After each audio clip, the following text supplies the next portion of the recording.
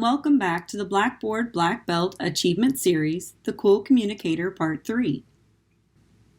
Now that we've explored all the features and options available in a live Blackboard Collaborate Ultra session, it's time to learn how to manage session recordings, access reports, and learn a few best practices. In the last video, we created a recording of a Blackboard Collaborate Ultra session. To access our recording, let's click on our Collaborate link in the course menu to return to the Collaborate tool window. When a recording finishes rendering, it will show up under the Recordings area in the Blackboard Collaborate Ultra tool window. To get here, click on the menu icon in the top left-hand corner and select Recordings. If you have any recordings, you will see the name, date, duration, and status for each one. I will click on the More Options button to access some additional options. From the drop-down menu, you can watch your session recording, download the recording if available, access the recording settings, get a link to share your session recording, add a captioning source, and delete the recording if you'd like. Recorded sessions allow your students to access the presentation and watch them as many times as they need. Recordings are saved as MP4 files. Let's take a look at a recording by clicking Watch Now. The video player controls are located at the bottom of the screen. This is similar to most videos that we access. To access the recording menu, click on the three lines in the top left corner. Here you can download the recording if available, report an issue, access Blackboard help, and more. This menu can also contain access to downloading the session chat and downloading captions if these features were used during the session. To read the session's chat history, click on the icon in the bottom right corner to access the chat panel. Here you can only read chat messages that were shared with everyone. Private messages and breakout group chat messages are not recorded. Now let's take a look at the recording settings. Here you can change the name of the recording. This may come in handy if you have more than one recording during a Collaborate session. You also have the option to allow public access. By checking this box, you can share your live session with anyone outside of your Blackboard course. Click Save to return to the Options menu. Now that the session is public, I can copy the link and send it in an email to anyone who might need to view this session. If you do not see the option to download the recording for this session, you will need to make some adjustments to the Session Settings page to make this available. Click on the menu icon in the top left corner to go back to the Sessions page. Click the More Options icon for the session you wish to make changes to. Then, click Edit Settings.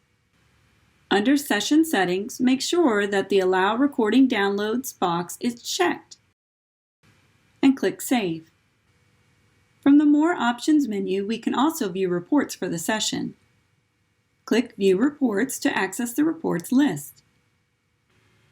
Here you will see the start and end times for the session, number of attendees, duration of the session, download any polls that were used during the session, and view the attendance report. Let's take a look at an attendance report.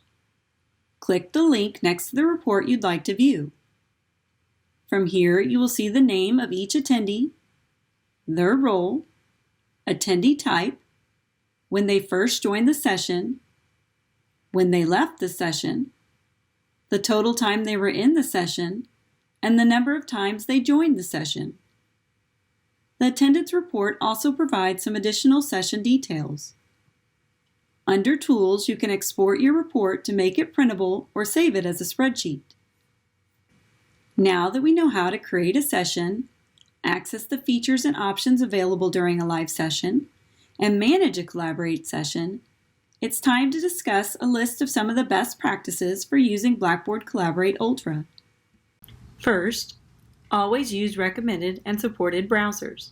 For a complete list, you can go to tinyurl.com/collaborate browsers. The second, practice, practice, practice. Fine-tune your moderator skills by using 2 devices or computers side by side. You can also get help from a friend, colleague, or graduate assistant.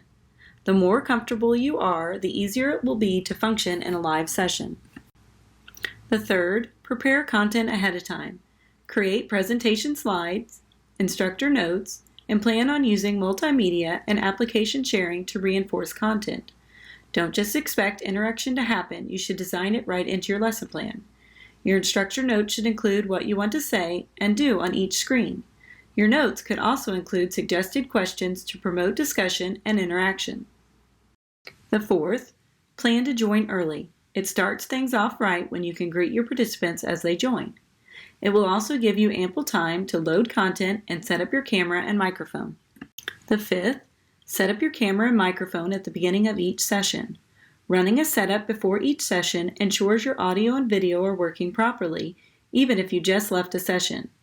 Have your participants do the same. You can even add a slide to your presentation that includes instructions on how to do so. Here are a few ways you can use Blackboard Collaborate with your students. Online lectures, virtual office hours, guest speakers, student presentations, and more.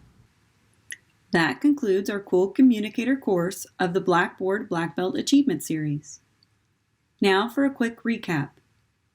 We now know how to manage the course room, create a scheduled session, interact and engage attendees during a live session, manage sessions in our Blackboard course, and a few best practices. To complete this course, make sure to take the quiz that appears. You'll need 100% to complete it. But don't worry, you'll get as many attempts as you need.